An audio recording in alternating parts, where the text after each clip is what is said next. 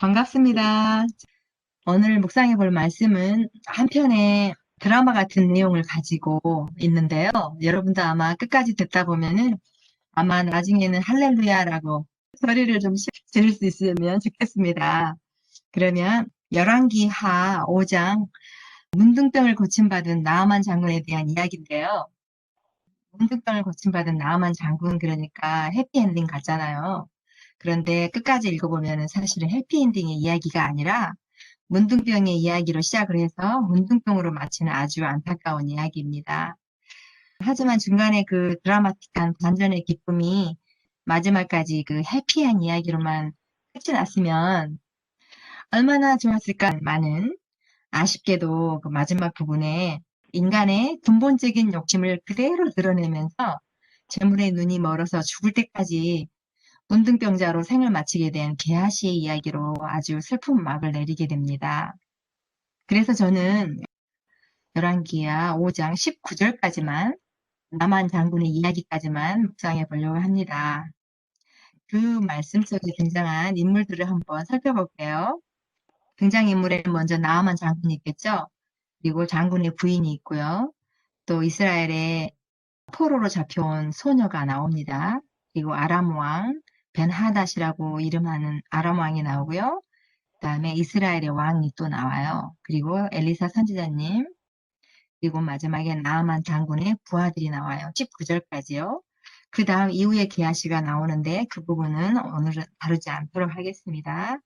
그런데 우리가 이 말씀을 가지고 원투쓰리 묵상법에 따라서 1번 죄인된 인간 상태, 그것은 분명 문둥병에 걸린 우리 자신 얘기할 수 있겠죠. 그리고 2번 오직 예수는 어떻게 여러분은 생각하실지 모르겠지만 저는 엘리사 선지자님의 소개로 요단 강물에 들어가라라는 그 기별을 받은 그게 오직 예수의 부분이 아닐까 생각해 보았고요. 그리고 3번에 하나님의 약속과 축복, 승리, 감사, 찬송 이런 부분에서는 나중에 나아만 장군이 어떻게 이 얘기를 하는지 뒷부분에 나옵니다. 여러분도 한번 원투, 쓰리 막 묵상법에 따라서 어디가 될지를 생각하시면서 살펴보시면 은혜가 될 줄로 압니다. 첫 번째, 와람 왕의 군대 장관 나아만은 그 주인 앞에서 크게 존귀한 자니 이는 여호와께서 전에 구원하게 하셨습니다. 저는 큰 용사나 문둥병자더라. 열왕기하 5장은 이렇게 시작을 합니다. 아람 왕의 이름은 벤하닷이고요. 아 왕이 죽게 된 그 전쟁에서 이스라엘 군대를 격파시켰는데 그 이후로 아람인들은 끊임없이 국경을 넘어와서는 이스라엘을 대적하고 포로들을 사로잡아 갔어요. 그러한 때에 열왕기하 5장에 등장하게 된 한 소녀가 바로 그때 포로로 잡혀와서 나만의 아내에게 수령되는 노예가 되었습니다. 이 작은 소녀는 노예의 신분임에도 불구하고 하나님의 증인으로서 무의식 중에 하나님의 뜻하신 목적을 성취하고 있었습니다. 그 소녀는 수정되는 부인의 남편인 나아만 장군이 문둥병에 걸렸다는 이야기를 듣고 가엾다는 생각이 들면서 엘리사를 통하여 일어난 놀라운 병 고치는 이적을 회상하면서 그 여주인에게 이렇게 이야기를 합니다. 우리 주인님이 사마리아에 계신 엘리사 선지자 앞에 계셨으면 좋겠습니다. 그분이 주인님의 문둥병을 고칠 거예요. 이렇게 소녀는 하늘의 능력이 엘리사 선지자와 함께 하심을 알고 이 능력으로 나아만 장군이 고침을 받을 수 있을 거라는 걸 믿었습니다. 그래서 여기에서 두 사람, 즉 소녀와 나아만 장군을 통해서 두 가지 교훈을 짚어보고 넘어가겠는데요. 먼저 소녀에 대한 한 가지는 어리지만 어릴 적부터 받은 교육으로 엘리사 선지자님을 통해 역사하시는 하나님의 능력을 신뢰하고 있는 모습을 볼 수가 있습니다. 그래서 어릴 적에 받은 그 가정교육의 힘이 얼마나 큰가에 대한 유력한 증거가 바로 이 소녀가 보인 행동을 통해 볼 수 있겠는데요. 즉 말하자면 우상 숭배가 가득한 환경 속에서도 꿋꿋이 하나님께 경배하는 모습이라든지 또 적절한 기회에 하나님을 소개할 수 있었던 그 영감성, 그리고 아무리 포로 생활, 노예 신분에 있을지라도 어릴 적에 받았던 하나님의 사랑과 공의, 그리고 오래 참으심을 설명해주고 하나님을 경배하고 섬기는 일에 교회의 신분이라 할지라도 결코 굽히지 않았던 신실한 그 신앙에 대한 신념, 그렇게 할 수 있었던 것은 어릴 적 부모로부터 받은 신앙 교육의 영향이 아니었을까 생각해 보았습니다. 그래서 예언의 신의 말씀에서도 자녀로 하여금 그를 사랑하고 신뢰하고 순종하도록 가르치는 것은 영원히 없어지지 않을 보화를 자녀에게 안겨주는 것과 같다라고 기록하고 있습니다. 이와 같이 교육하는 부모는 복이 있다고 또한 말씀하셨죠. 그 히브리 소녀의 부모는 저희가 그 아이에게 하나님에 대해 가르칠 당시에는 아이에게 닥쳐올 운명을 전혀 알지 못했을 것입니다. 그러나 그들은 저희 임무에 충실했고 저희 자녀는 아람 군대의 대장의 집에서 그가 영광을 돌려야 한다고 가르침을 받은 그 하나님을 증거하게 된 것이죠.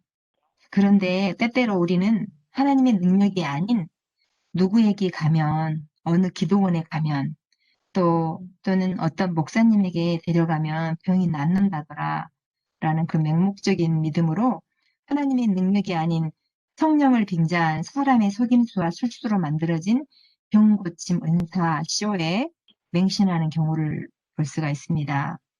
어떤 이야기냐면요. 저희 이야기를 예로 들어보겠습니다.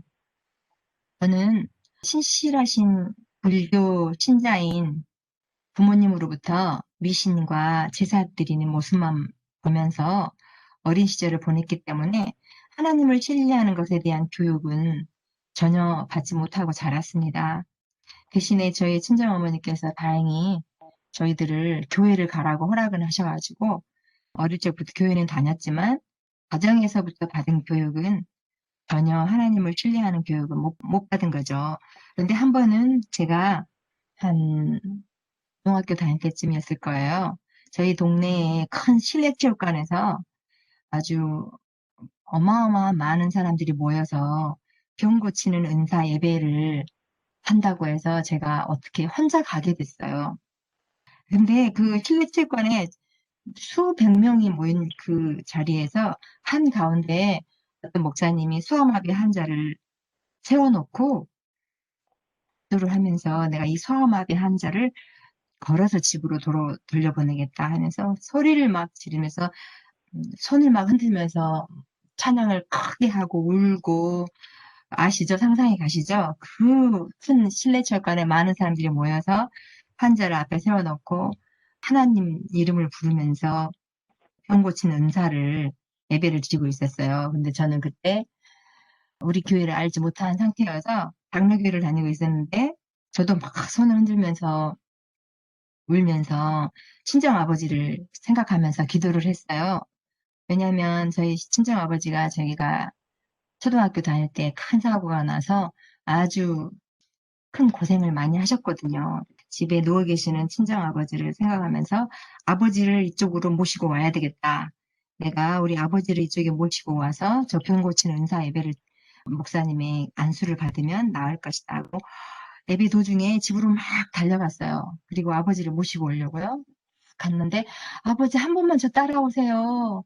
제가 아버지 다리 낫게 해드릴게요. 그러면서 막 사정사정을 했는데 아버지가 안 오시는 거예요. 그래서 제가 울면서 다시 그 실내체육관으로 돌아갔어요. 근데 저는 이제 이걸 하나님의 능력이 아닌 이 목사님께로 내가 우리 아버지를 데리고 가면 아버지 다리가 나을 것이다 라는 그냥 맹목적인 그런 신앙이었던 것 같아요. 왜냐하면 제가 이런 이 소녀가 받은 어릴 적 교육을 받지를 못했기 때문에 그냥 아버지에 대한 효심 그거 하나만으로 했는데 잘못된 신앙이었던 거죠. 이런 예를 들어볼 수 있었겠고요. 그다음에 두 번째로는 나만 장군은 이 소녀가 하는 말을 듣고라고 표현을 하고 있어요. 자, 이 단어를 한번 생각해 보십시다. 듣고. 나만 장군이 누구십니까? 정말 아람 군대 장관의 신실하고 존귀한 자잖아요. 크게 존귀한 자라고 표현했잖아요. 큰 용사라고 했잖아요.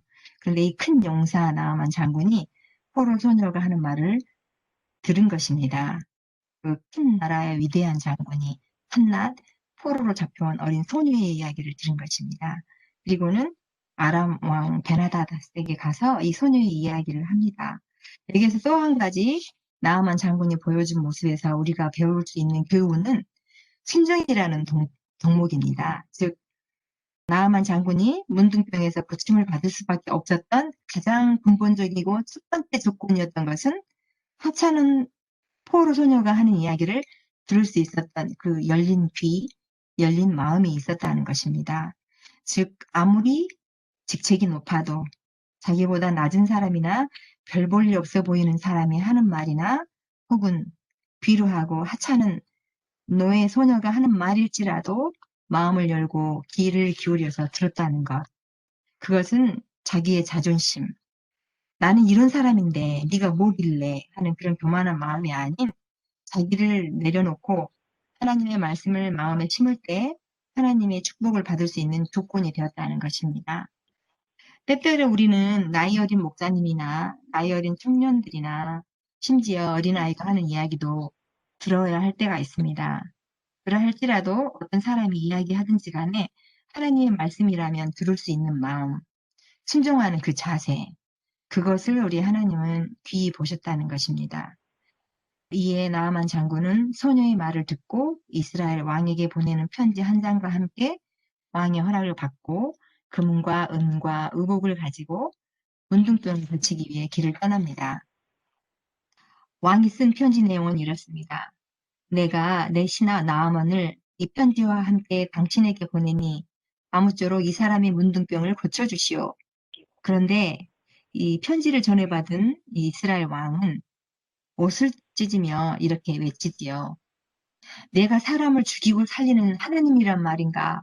어떻게 문둥병자를 고치라고 나에게 보낸다는 말인가? 이는 필시 시리아 왕이 나에게 시비거리를 찾는 것이 틀림없다. 그러면서 통곡을 합니다. 지금 제가 읽어드린 거는 세번역에서 따온 말들입니다. 이 소식을 들은 하나님의 사람 엘리사는 이스라엘 왕이 자기 옷을 찢었다는 말을 듣고 이런 전가를 보냅니다. 왕은 어찌하여 옷을 찢었나이까? 그 사람을 내게로 오게 하소서. 저가 이스라엘에 선지자가 있다는 것을 그에게 보여주겠습니다. 이렇게 얘기를 합니다.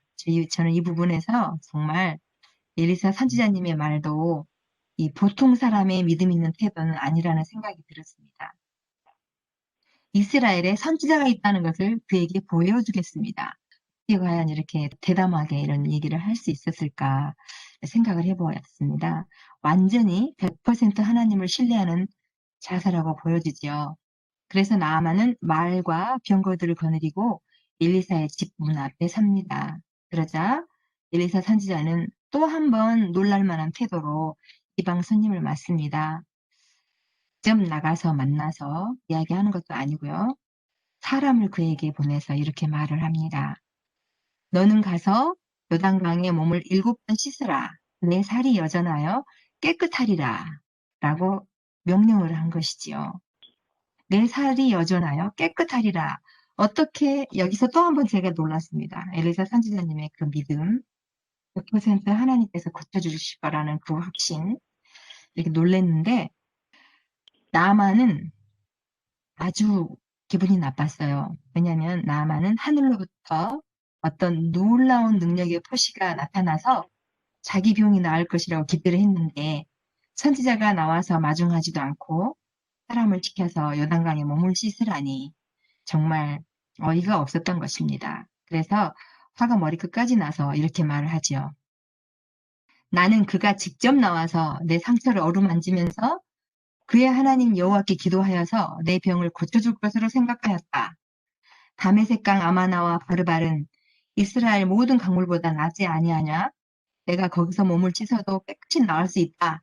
그리고는 격분하여서 돌아가려고 말머리를 돌립니다. 상상이 되시죠? 그러자 자 여기서 이제 주목하셔야 합니다. 굉장히 중요한 부분이 나오는데요. 나아만의 장군의 부하들이 이렇게 말머리를 돌리고 화가 나서 돌아가는 장군을 막아서면서 이렇게 얘기를 합니다. 장군님, 만일 그 선지자가 이보다도 더 어려운 일을 하라고 명령했다면 장군은 그것을 하지 않았겠습니까? 그냥 요단강에서 몸만 씻으면 되는데 그냥 요단강에서 몸을 씻으면 병도 낫고 깨끗하게 된다는데 장군님은 그것도 못하십니까? 이렇게 얘기를 해요. 저는 이 부분에서 정말 너무 큰 감동을 받았습니다. 왜냐하면 정말 아름다운 장면이잖아요. 저는 사실 이 부분을 읽으면서 나아만 장군이 참 부럽다는 생각을 했어요. 왜냐하면 자기가 부리는 이 신복이 이렇게도 충원을 할 수 있었을까? 우리 주변에 만약에 우리가 고집을 피우면서 잘못된 길을 가려고 할 때 이렇게 붙잡아 줄 수 있는 사람이 있다는 건 얼마나 큰 축복일까? 얼마나 그 사람의 삶은 축복된 삶일까? 이런 생각을 해 보았습니다. 이렇게 말해 줄 수 있는 사람이 내 남편이 될 수도 있고요. 부인이 될 수도 있고요. 혹은 친구나 이웃 사람이 될 수도 있겠죠. 하지만 중요한 것은 이렇게 충고해 주는 사람이 있다고 해도 말을 듣지 않고 내 고집, 내 생각대로만 산다면 참으로, 참으로 불쌍한 인생일 것입니다. 하지만 여기에서 나아만의 자세를 보십시오. 정말 여기에서 또 한 번 나아만에게 제가 감동을 먹었습니다. 나아만 장군이요. 아, 이래서 문둥병에서 노임을 받았구나라는 한 두 번째 조건이 여기에 나옵니다.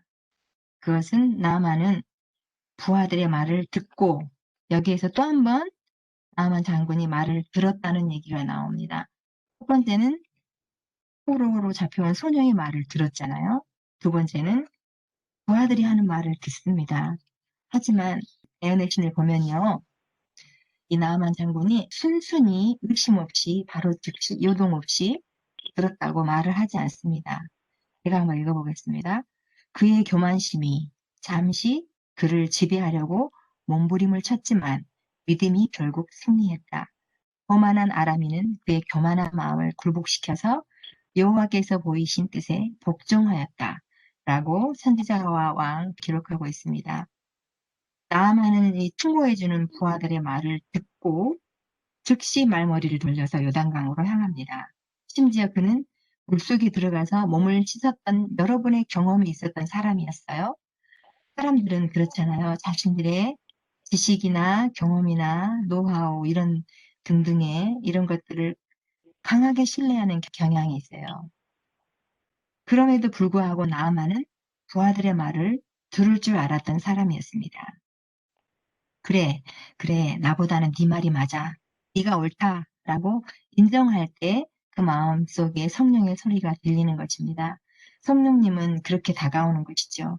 그래서 순종이 제사보다 낫다라고 하신 것입니다. 그가 병고침을 받을 수 있었던 길은 오직 선지자의 특별한 지시를 따르는 것뿐이었습니다. 자원하는 순종만이 간절히 바라는 그 결과를 얻을 수가 있었습니다. 그래서 나아만 장군은 이제 요단강으로 갑니다. 가서 강물에 몸을 담그기 시작합니다. 여기서 또 한 번의 사건이 나오는데요. 하나님의 사람의 말씀대로 요단강에 7번 몸을 담그라고 해서 7번 몸을 잠급니다. 그런데 처음부터 들어가자마자 문둥병이 사라진 것이 아니었잖아요. 무려 6번까지 몸을 담글 때도 아무런 변화가 없었어요. 그러면 이러할 때 나아만 장군의 심정이 어떠했을까? 이렇게 생각해 보았습니다. 6번까지 담궜는데 조금씩 좋아질 줄 알았는데 그대로인 거예요. 계속해서 담그고 싶은 생각이 있었을까요? 그러면 많은 의심을 했을 거예요. 그리고 더러운 요단강 흙탕물에서 이게 뭐람? 과연 고쳐지기는 하는가? 등등의 정말 얼마나 많은 고민과 의심이 있었을까를 생각해 보았습니다.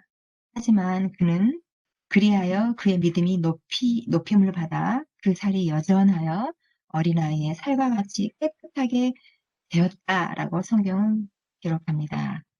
아멘 할렐루야입니다. 그래서 감사하는 마음으로 나만이 정말 기쁨이 겨워서 모든 종자와 함께 하나님의 사람에게로 돌아와 이렇게 고백을 하지요. 이 고백이 정말 아름답습니다.